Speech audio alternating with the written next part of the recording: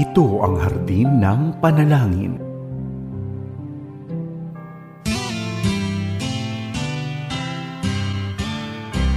May harding mapananalanginan, doon si Jesus naghihintay. O kay inam ng panalangin ang hardin, doon kay gandang manalangin.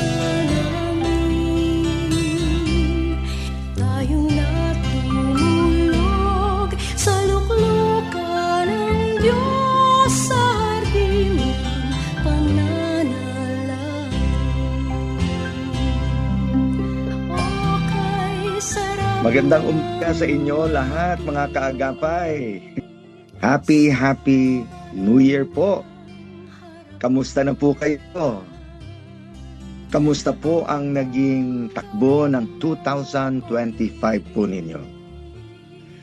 Baka sa ngayon ay taimtim na naglulook back ka na sa mga nangyari sa buong taon?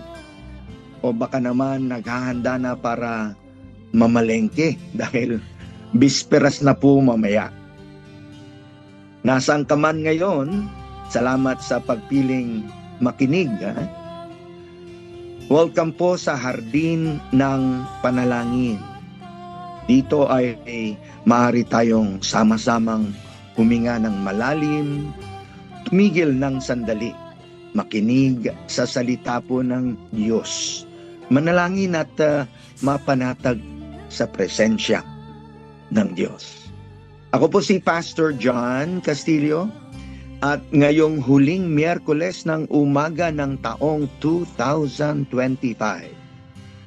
Samahan po ninyo ako dito sa 702 DZAS FEBC Radio TV Agapay ng Sambayanan. Mapapakinggan po ang hardin ng panalangin mula sa Lunes po hanggang Linggo. Handang umalalay sa inyo sa panalangin at paglapit po sa Diyos. Bago po tayo magsimula, tayo po ay manalangin mga kaagapay. Panginoon, purihin ka at magandang umaga po, Lord, and thank you. Patapos na rin po ang taong 2025. Nagpapasalamat at nagpupuri po kami na kami po ay pinagpala ninyo. Sinamahan, salamat sa inyong kabutihan, sa inyong katapatan. Panginoon, sa araw na ito, sa lahat ng mga nakikinig sa aming mga kaagapay, sila po inyong pagpalain. Nawa o Diyos, kami po ay punuin nyo ng inyong mga salita at ang banal na Espiritu ang siyang magtuturo. Ito po'y naway maunawaan at talagang magamit at makagalakan sa mga huling araw na ito ng 2025. Salamat Lord, in Jesus' name we pray. Amen and amen.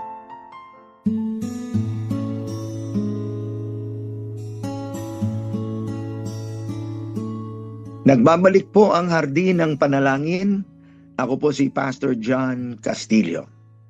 Makakasama po ninyo tuwing araw po ng Miyerkules dito po sa programang Hardin ng Panalangin.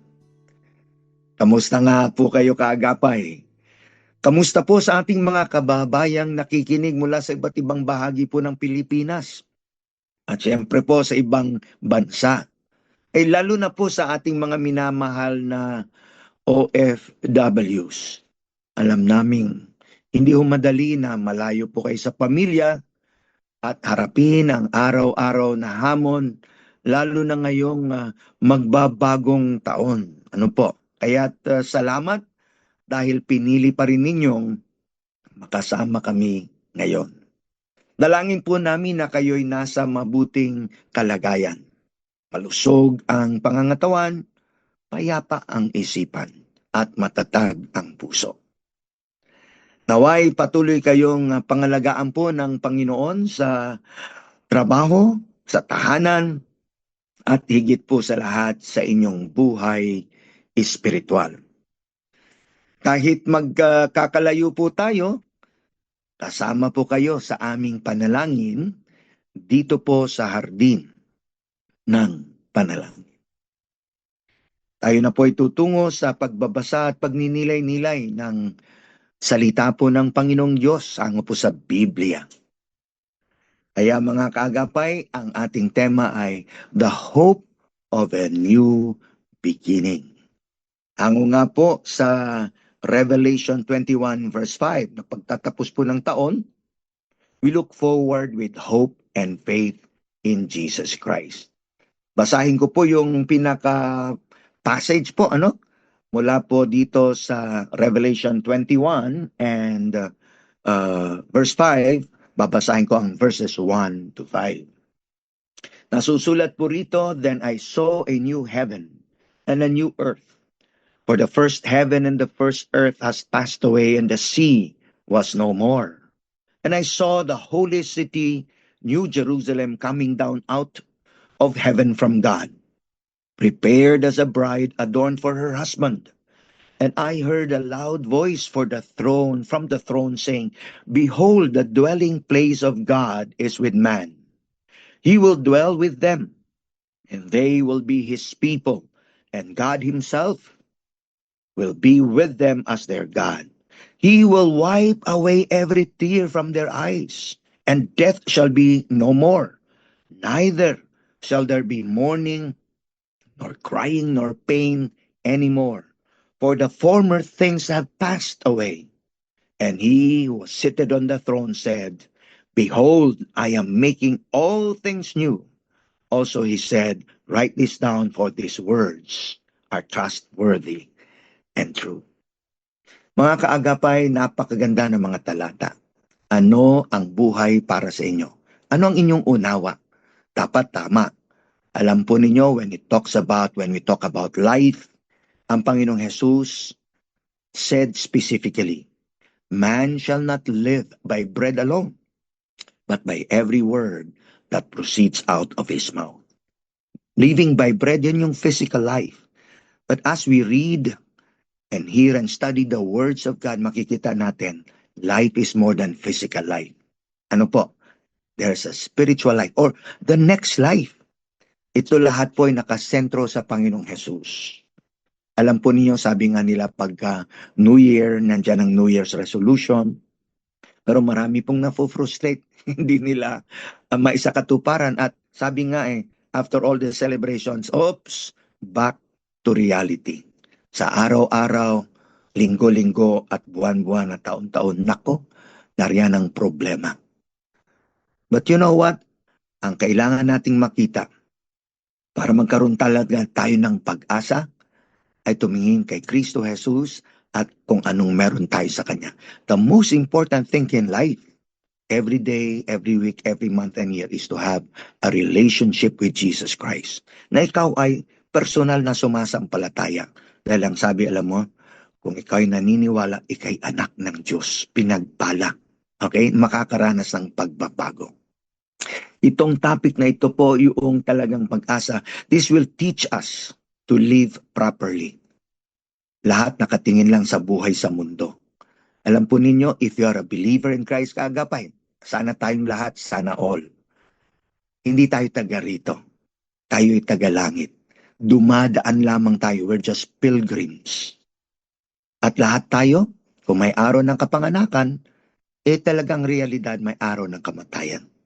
But you know, we have a future, a bright future, eternal, may forever po tayo mga kaagapay. Kay Kristo Jesus. Sa nabinasa ko, sabi nga, sa lahat ng problema dito, may kapalit yan. Konti lang ang panahon dito, but always live this life for the Lord Jesus dahil sa darating na panahon sa pagbabalik ng Panginoong Jesus, mga kaagapay, take a look at what we will inherit as believers in Christ. Dito po sa Revelation, ano po? Ang sabi po rito sa chapter 21, verse 1.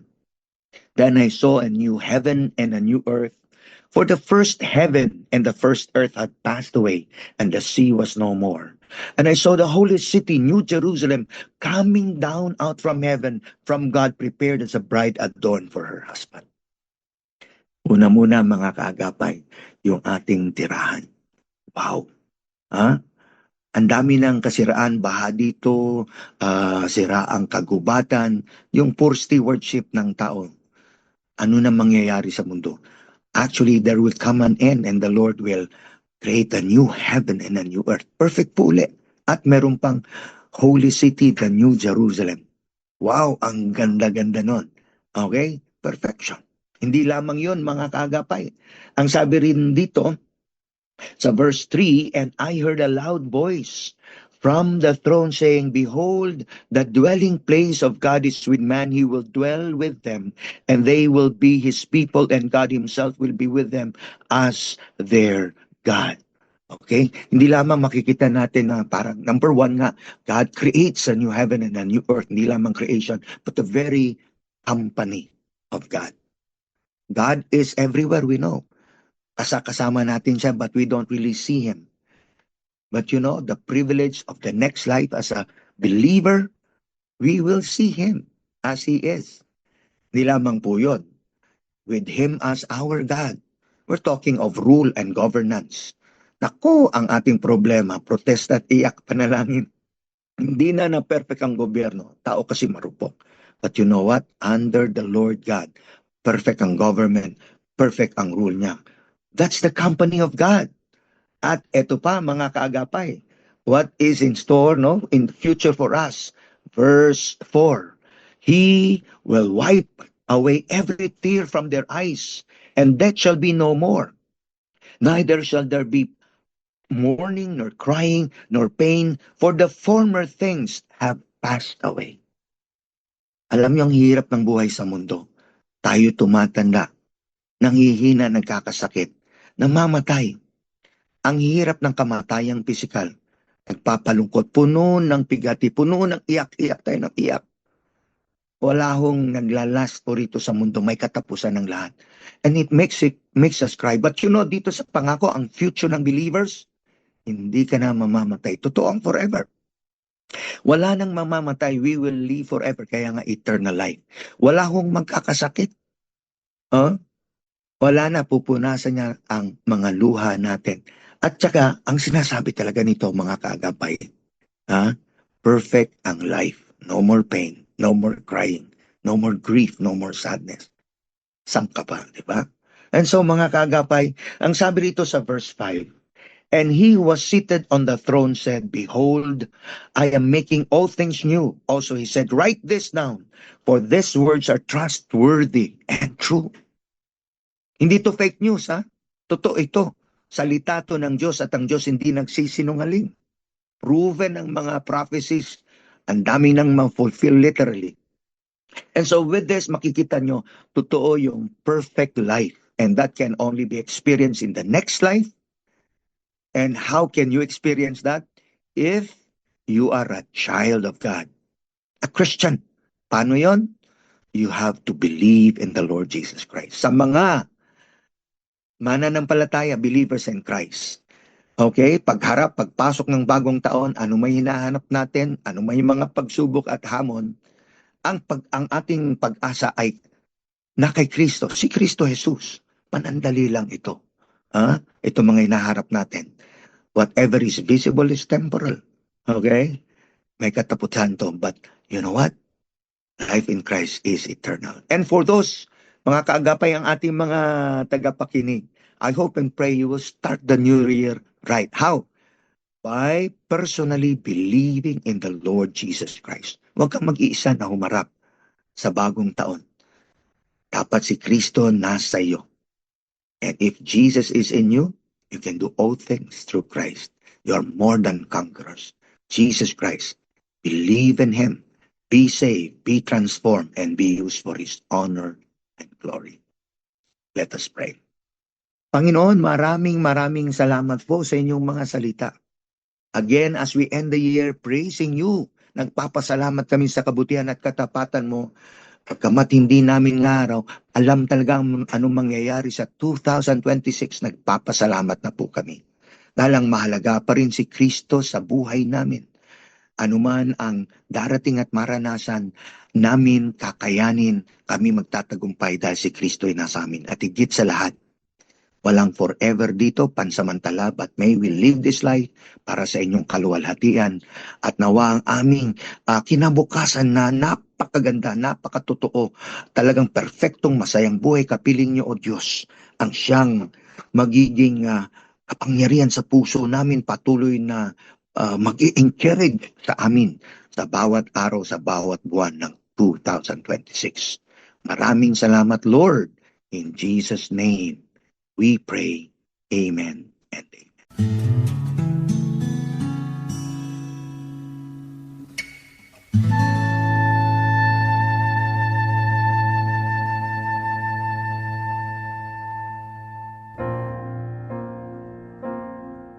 Mga kaagapay, atin pong ipanalangin ngayon ang ating mga kabataan. Panginoong Diyos, maraming salamat po. Pagpapala ay galing sa inyo, ang aming mga anak, ang kabataan ay isang pagpapala. Lord, sa pagtatapos ng taong ito at sa pagpasok ng 2026, inilalapit po namin ang aming mga anak. Lord, na mayroon silang share of their own struggles, of their blessings, praise the Lord, pero sa kanilang mga question, mga kahirapan, nandyan ang kanilang mga failures din po. And Lord, kayong nakakaalam kung ano yung maaring naging effect sa kanila, yung hirap, yung emotional damages, mental struggles, and everything. Lord God, sa pagpasok ng bagong taon, biyayaan niyo po sila ng tamang pag-iisip na ang mga nakaraan ay tapos na. Let them praise you for their successes. Sa kanilang mistakes, Lord, huwag silang madidepress. Let them learn, O God, from their mistakes. Nawa 2025 will make them better men, better women, better boys and girls. Na Lord, let them also realize na kayo ang bumuhay sa kanila, sumama sa kanila, nag-bless sa kanila sa 2025. Lord Jesus, hindi kayo nagbabago. Let them see and realize and believe that as they enter 2026, they will never be alone. In Jesus, who cares for them, never leaving nor forsaking them, kaya nilang harapin at sila ay patuloy na lalago at magtatagumpay sa biyaya nyo. Let the youth, O God, our children, face 2026 not with fear, not with worry, but with hope and faith in you. In Jesus' name we pray. Amen and amen.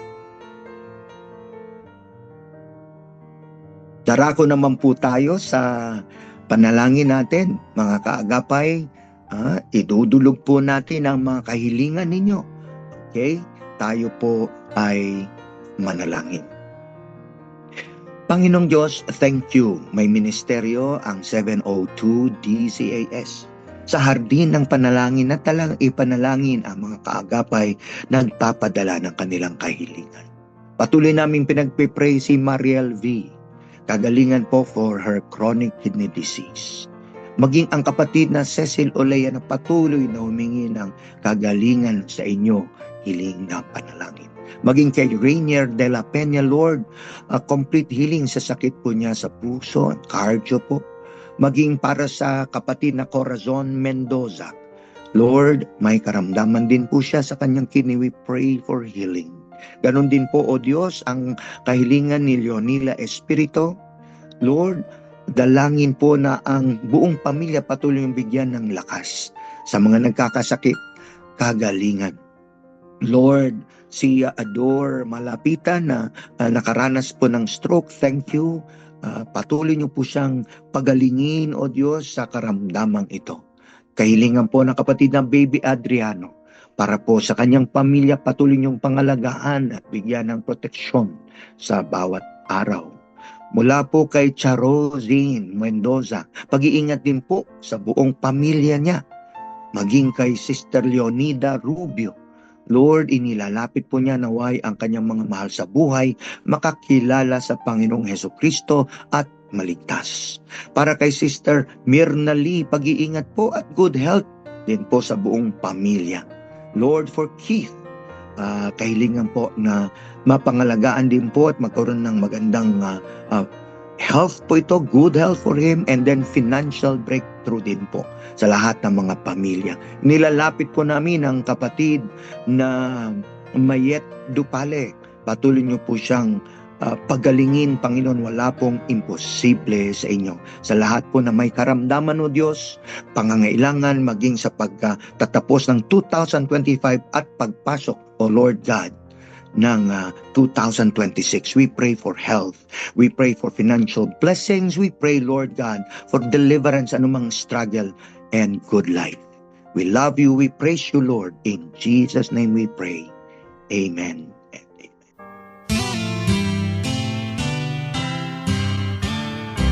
May harding mapananalangina. Kung meron pa pong ibang concerns, mga kaagapay, maaari kang magbigay ng mensahe sa 702 DZAS FEBC Radio TV FB page. Magkarinigan po tayo muli sa susunod na linggo. Happy New Year na po yun. Sa radyo, online at dito po sa cable channel 185 sa Signal. Ito po ay sa pakikipagtulungan po ng GCTV. Para na naman po sa isa ng mga edisyon ng Hardin ng Panalangin, ako po si Pastor John Castillo. Nagpapaalalang, ang Kristiyanong namumuhay ng tapat ay sapat sa lahat ng bagay. Magtapat po tayo sa Diyos at ang Diyos ay hindi po magkukulang. Happy New Year!